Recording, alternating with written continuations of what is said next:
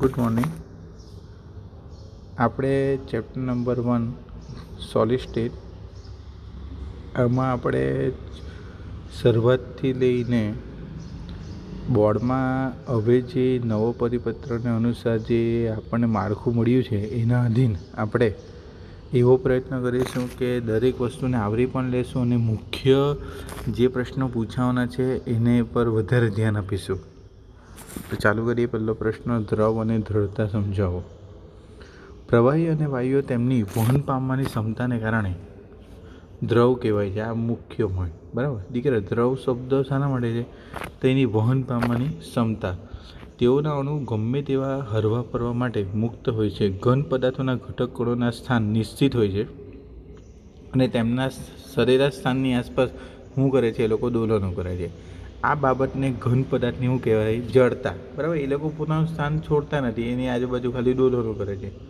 ઉપરના બંને ગુણધર્મો ઘટકોના સ્વભાવ તેમજ તેમની વચ્ચે પ્રવર્તતા બંધન બળો પર શું કરે છે દીકરા? આધાર રાખે. બંનેના બે બંધન બળો પર આધાર રાખે છે. નેક્સ્ટ, કાર્બન નેનો ટ્યુબના ગુણધર્મો. આ વસ્તુ આપણે ચોક્કસપણે મોટે ભાગે જોઈ ગયા છે દીકરા. નેનો શબ્દ તમે 10મા ધોરણમાં આવી ગયો છે ત્યારે એ આ વસ્તુ આવ્યું છે. કાર્બન નેનો ટ્યુબ સ્ટીલ કરતાં મજબૂત ને એલ્યુમિનિયમ કરતાં હલકા અને કોપર કરતાં વધુ કેવી છે દીકરા? એની વાહકતા. આ એના ગુણધર્મ તમે 10મા ધોરણમાં જોઈ ગયા છો. નેક્સ્ટ ક્વેશ્ચન, દ્રવ્યની અવસ્થા વિશે સમજાવો. હવે આ તો આપણે એમ તો નીચલા ધોરણમાં જોઈ ગયા છે, પણ આપણે વધારે ડિટેલમાં જોઈશું. 3 અવસ્થાઓ ઘન, પ્રવાહી અને વાયુ સ્વરૂપે અસ્તિત્વ ધરાવે છે. આપેલા તાપમાને અને દબાણે દ્રવ્યની કઈ અવસ્થા સૌથી વધુ સ્થાયી છે તેનો આધાર આંતરાણવીય બળો અને ઉષ્મીય ઊર્જા પર રહેલો છે, જે પારસ્પરિક વિરોધી પરિબળ છે. હવે આ વસ્તુ એકદમ સાચી છે. જેમ કે હમણે જો વાતાવરણ જોતાં, જો માનો કે ઠંડી વળી રહી છે, માનો કે હિમવર્ષા થઈ રહી છે, તો જ્યાં હિમવર્ષા થતી હોય ત્યાં બરફ સ્વરૂપે હશે. કોણ? તો પાણી. બરાબર. H2O બરફ સ્વરૂપે હશે. ને જ્યાં આપણે ત્યાં નોર્મલ ટેમ્પરેચર છે તો પાણી કયા સ્વરૂપમાં હશે? પ્રવાહી સ્વરૂપમાં. તે વસ્તુ કોના પર આધાર રાખે? તો દીકરા ઉષ્મીય ઊર્જા અને આંતરાણવીય બળો. દીકરા આંતરાણવીય બળ કેવું છે દીકરા? પ્રબળ છે, નિર્બળ છે? એના આધારે દીકરા અવસ્થાઓ નક્કી થશે. નેક્સ્ટ પોઈન્ટ આગળ, આંતરાણવીય બળો જે અણુઓને એકબીજાથી નજીક રાખે છે, જ્યારે ઉષ્મીય ઊર્જા તેમને ઝડપથી ફરતા કરીને એકબીજાથી કેવું લઈ જાય છે દીકરા? દૂર રાખે છે. એટલે આંતરાણવીય બળનું કામ છે કે જકડી રાખવાનું, એમ પકડી રાખવાનું. જ્યારે દીકરા ઉષ્મીય ઊર્જાનું શું છે કે એ ગરમ કરીએ તો દીકરા અણુઓ પરસ્પર શું કરે? દોલનો કરશે. નેક્સ્ટ પોઈન્ટ, આંતરાણવીય બળો તેમને એકબીજામાં એટલા નજીક લાવે છે કે જેથી એકબીજાને વળગેલા રહે અને નિશ્ચિત સ્થાન શું થાય છે? મેળવે છે. એટલે એ લોકો તો જકડી રાખવાનું કામ કરે અને પોતાનું સ્થાન જાળવી રાખશે. મધ્ય સ્થિતિની આજુબાજુ દોલનો થાય છે અને પદાર્થ ઘન અવસ્થામાં શું કરે છે દીકરા? હવે જો સોલિડ એટલે કેવું કે એ લોકો જકડી રાખશે એટલે હું પોતા બધા અણુઓ એક જકડાયેલા રહેશે એટલે એ કેવું બનશે? સોલિડ. બરાબર. ઘન. આગળ નેક્સ્ટ પોઈન્ટ, હવે આપણે એમાં જોઈશું દીકરા ઘન અવસ્થાની લાક્ષણિકતાઓ. ને દીકરા અહીંયા આપણે 11 સાયન્સમાં આપણે 3 અવસ્થાઓમાંથી પ્રવાહી ને વાયુ વિશે ડિટેલમાં જોઈ ગયા છે. હવે અહીંયા 12 સાયન્સમાં આપણે ફક્ત સોલિડમાં વધારે આગળ વધીશું. એટલા માટે નેક્સ્ટ ક્વેશ્ચન આપણને મળે છે ઘન અવસ્થાની લાક્ષણિકતાઓ. આગળ નેક્સ્ટ, તેમની નિશ્ચિત દળ, કદ અને આકાર. એ લોકોનું નિશ્ચિત દળ બી નિશ્ચિત, કદ બી નિશ્ચિત અને આકાર ત્રણે નિશ્ચિત. આંતરાણવીય અંતર કેવા હોય છે દીકરા? ટૂંકા. આંતરાણવીય બળ કેવા? તો કે પ્રબળ. બરાબર છે. અને તેમના ઘટકોનો એટલે કે પરમાણુ, અણુ અથવા એન નિશ્ચિત સ્થાન હોય છે અને તેમને સરેરાશ સ્થિતિની આસપાસ શું કરે છે દીકરા? દોલનો કરે. હવે એ લોકોનું સ્થાન બી નિશ્ચિત જ ને એ લોકોના સ્થાનને જે ઘન પદાર્થ એટલે કે અણુ, પરમાણુ કે આયન છે તે લોકો શું કરે? પોતાનું સ્થાન જાળવી રાખે ને એની આજુબાજુ શું કરતા હોય છે? દોલનો કરતા હોય. ને છેલ્લો પોઈન્ટ છે દીકરા કે એ લોકો અસંકોચનીય અને કેવા છે? દ્રઢ. એ ઘન પદાર્થને આપણે સરળતાથી દીકરા આપણે એને ધારો કે દબાવીએ તો એ લોકો સરળતાથી દબાઈ જતા નથી. બરાબર છે. ને બીજું કે મોટે ભાગે પાછા પોતાની મૂળ સ્થિતિમાં આવવાનો પ્રયત્ન કરે છે. આગળ નેક્સ્ટ, હવે નવો ટોપિક દીકરા સ્ફટિક. હવે ઘનમાં દીકરા હવે આગળ જઈશું. સ્ફટિકમય ઘન અને અસ્ફટિકમય ઘન પદાર્થો પર નોંધ લખો. હવે આપણે પૂરેપૂરી ડિટેલમાં જઈશું ઘન પદાર્થની અંદર. તો તેમાં એક સૌથી પહેલાં દીકરા એક સામાન્ય બાબત આપેલી છે, જે છે દીકરા સ્ફટિકમય ઘન અને અસ્ફટિકમય. આની આપણે પહેલાં સામાન્ય માહિતી એટલે કે સામાન્ય ચર્ચા કરીશું. અગાડી ઘન પદાર્થને તેમના ઘટક કણોની ગોઠવણીમાં હાજર ક્રમના સ્વભાવને આધારે સ્ફટિકમય અને અસ્ફટિકમય તરીકે વર્ગીકૃત કરી શકાય. એટલે અહીંયા શબ્દ આપેલા છે કણોની ગોઠવણી. દીકરા ગોઠવણી ચોક્કસ હશે ને તો સ્ફટિકમય, અને ગોઠવણીમાં જો અનિયમિતતા હશે તે કેવું હશે? અસ્ફટિકમય. સ્ફટિકમય ઘન પદાર્થોની લાક્ષણિકતા ભૌમિતિક આકાર ધરાવતા નાના નાના સ્ફટિકો આવેલા હોય છે અને ઘટક કણોને પરમાણુઓનો અથવા આયન ગોઠવણ ક્રમબદ્ધ અને ત્રિપારિમાણિક પુનરાવર્તન પામેલી હોય છે. સ્ફટિકમયમાં કેવું? ક્રમબદ્ધ અને કેવું? ત્રિપારિમાણિક, બધું 3D બધી રીતે એક સરખી રીતે ગોઠવાયેલા હશે. આગળ નેક્સ્ટ, જો સ્ફટિકના એક ભાગમાં રહેલી ભાત એટલે કે પેટર્નનો અભ્યાસ કરવામાં આવે તો અન્ય ભાગના કણોની આગાહી થઈ શકે, કારણ કે લાંબા વિસ્તાર સુધી કણોની ગોઠવણી નિયમિત ભાત હોય છે જે આવર્તનીય હોય છે. એટલે એ લોકોનું કેવું એવું છે કે સ્ફટિકમયમાં પેટર્ન, આ શબ્દથી તમે પરિચિત હશો. તમારા આજુબાજુના વાતાવરણમાં તમે આ શબ્દ એટલે કે આજુબાજુના એરિયાઓમાં તમે આ વસ્તુનો ઘણી વખત પ્રયોગ થતો સાંભળ્યો હશે. જેમ કે દીકરા એડવર્ટાઇઝમાં તમે જોતા હશો કે કાર, મોટર બાઇક કે કોઈ બી એવી વસ્તુ, તો દીકરા એમાં શું કરે છે એ લોકો? પેટર્ન કરવાનો મતલબ કેવું કે એની જે આકાર રચના જે છે ને એ ચોક્કસ હશે, એટલે એની કોઈ કોપી નહીં કરી શકે. એના માટે એ શબ્દ વપરાય છે. તેવી રીતે અહીંયા ભાત, પેટર્ન માટે અહીંયા હું આપેલું ભાત, કે અહીંયા કોઈ ચોક્કસ આકૃતિ, પેટર્નનો મતલબ કેવું? કોઈ ચોક્કસ આકૃતિ, બરાબર, ચોક્કસ રચના, બરાબર, એના માટે આ પેટર્ન શબ્દ આપેલો છે. એટલે ગોઠવણી નિયમિત ભાત હોય ને આવર્તનીય હોય છે. આવર્તનીય એટલે એક પછી એક કન્ટિન્યુ હું થયા કરે છે કે રચના એક સરખી આવ્યા કરે, બરાબર. એટલે કે ગોઠવણ કેવી હશે? એક સરખી, જે નીચે આપેલી છે, આપણે આગળ જોઈશું.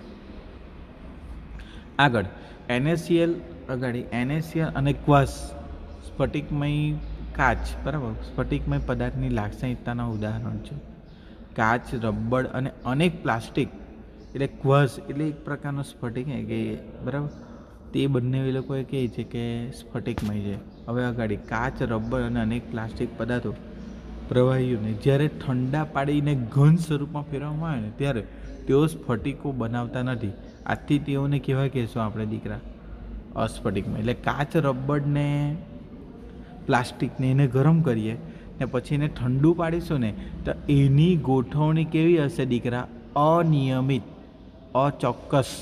એટલે એને આપણે દીકરા શું નામ આપેલું છે? અસ્ફટિકમય. ગ્રીક શબ્દ એમોર્ફોસ, દીકરા અંગ્રેજીમાં આ શબ્દ બહુ વપરાય છે. સ્વરૂપ નહીં. એમોર્ફોસ એટલે કે એવું સ્વરૂપ નહીં, અથવા તો એને છે ને આપણી ભાષામાં જો કહીએ તો ખળબચડું, બરાબર, એટલે કે ગમે તેવું એવું કહીએ તો ચાલે, બરાબર. એના માટે ઇંગ્લિશમાં શબ્દ આપેલો છે એમોર્ફોસ. આગળ એના પછી અસ્ફટિકમય પદાર્થોમાં રહેલા કણોને અણુ, પરમાણુ અથવા આયનો ટૂંકા વિસ્તારના હોય છે તથા ગોઠવણીમાં નિયમિત અને આવર્તનીય પુનરાવર્તન ભાત માત્ર ટૂંકા અંતર સુધી જ જોવા મળે છે. હવે આ બાજુ આની અંદરનો જે આકાર હશે ને તે અમુક ગાળા માટે જ હોય, પછી એનો નીચે બધાનો આકાર બદલાઈ જાય છે. એટલે અહીંયા થોડું ઘણો આકાર સેટ થતો હોય, પછી નીચે જતાં આકાર બદલાઈ ગયો, બરાબર. જ્યારે આમાં તમે જો પુનરાવર્તન એક સરખું, એટલે આકૃતિ એ સ્ફટિકમય છે ને આકૃતિ બી શું છે દીકરા? અસ્ફટિકમય છે, બરાબર. એટલે એમાં ગોઠવણીની નિયમિતતા જળવાતી નથી. આગળ એના પછી નેક્સ્ટ, ઉપરની બંને રચનાઓ સમાન હોવા છતાં અસ્ફટિકમય ક્વાર્ટઝ કાચના લાંબા વિસ્તારનો ક્રમ ન હોવાથી કેવું છે દીકરા? અસ્ફટિકમય છે. એટલે લાંબા વિસ્તાર સુધી ક્રમ જળવાતો નથી, એટલે એ કેવું છે દીકરા? અસ્ફટિકમય. નેક્સ્ટ એના પછી સ્ફટિકમય ઘન પદાર્થોને ચોક્કસ ગલનબિંદુ હોય છે એક લાક્ષણિક તાપમાને એકાએક પીગળે છે, જ્યારે અસ્ફટિકમય ઘન પદાર્થ તાપમાનમાં કેટલાક ગાળા દરમિયાન પહેલાં નરમ પડે પછી પીગળે છે અને તાપમાનના ગાળા દરમિયાન વહેવા માંડે છે. તેમને ઢાળી શકાય છે અને જુદા જુદા આકારમાં શું થાય છે, રચી શકાય છે. એટલે જુદા જુદા આકારમાં તમે ઢળી શકવાને કોને, અસ્ફટિકમય ઘન. જ્યારે દીકરા સ્ફટિકમય પદાર્થ કેવું છે ખબર, કે માનો કે કોઈ ચોક્કસ તાપમાન હોય ને તે તાપમાને પૂરેપૂરો પદાર્થ ઓગળી જ જશે. જ્યારે અસ્ફટિકમયમાં કેવું કીધું, પહેલાં નરમ થાય પછી ધીરે ધીરે પીગળે પછી એમ કે એને કોઈ પદાર્થમાં તમે પીગાડીને ઢાળી પણ શકો. એટલે અસ્ફટિકમય વસ્તુ છે ને કેવી છે, અનિયમિત છે. અગાડી એના પછીનો પોઈન્ટ, અસ્ફટિકમય ઘન પદાર્થને બંધારણીય લાક્ષણિકતાઓ પ્રવાહી જેવી હોય છે, જે અતિ ઘટ્ટ પ્રવાહી હોય છે અને તે ગરમ કરતાં અમુક તાપમાને કેવું બની જાય છે દીકરા. એટલે છે અસ્ફટિકમય પણ અમુક તાપમાન માટે કોના જેવું કામ કરે, સ્ફટિકમય જેવું કામ કરે. આગળ પુનરાવર્તન પુરાતન સંસ્કૃતિમાંથી મળેલી કેટલીક કાચની વસ્તુઓ દેખાવમાં દૂધિયા જેવી હોય છે, કારણ કે તેનું કંઈક અંશે કેવું છે જે દીકરા, સ્ફટિકીકરણ છે. ત્યારે અસ્ફટિકમય ઘન પદાર્થો પ્રવાહીની જેમ જ ખૂબ જ ધીમેથી વહે છે. આથી તેઓનો આભાસી દીકરા, આભાસી ઘન.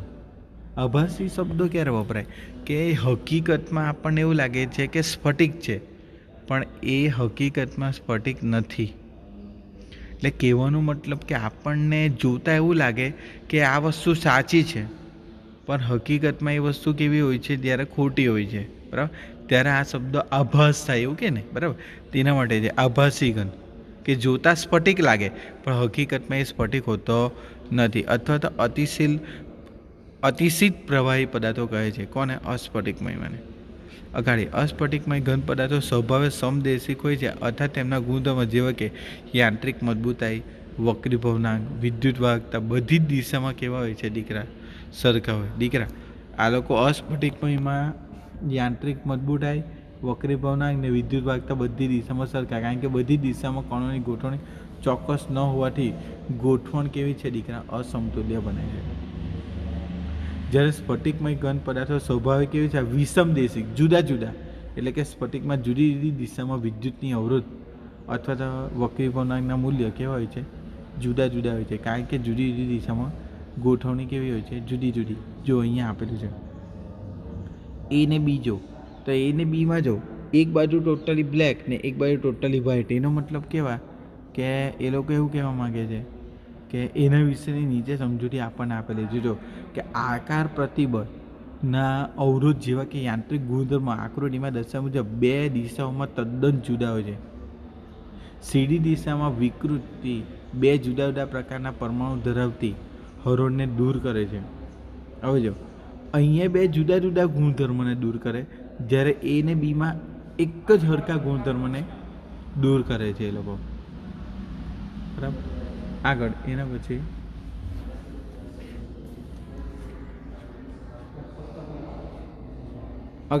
પછી સ્ફટિકમય અને અસ્ફટિકમય ઘન પદાર્થો. આગળ સ્ફટિકમય ને અસ્ફટિકમય જે હમણે જે આપણે ટોપિક જોયો ને દીકરા, એ સેમ ટોપિકનો અહીંયા આપણને તફાવત સ્વરૂપે દર્શાવ્યું છે. એટલે તમારે આ તફાવત જોઈ લો તો પેલો ટોપિક આપણા માટે સરળ. જે જોઈ ગયા તે જ આપણે હવે શું કરીશું, તો ડાયરેક્ટ તફાવત સ્વરૂપે સમજીશું.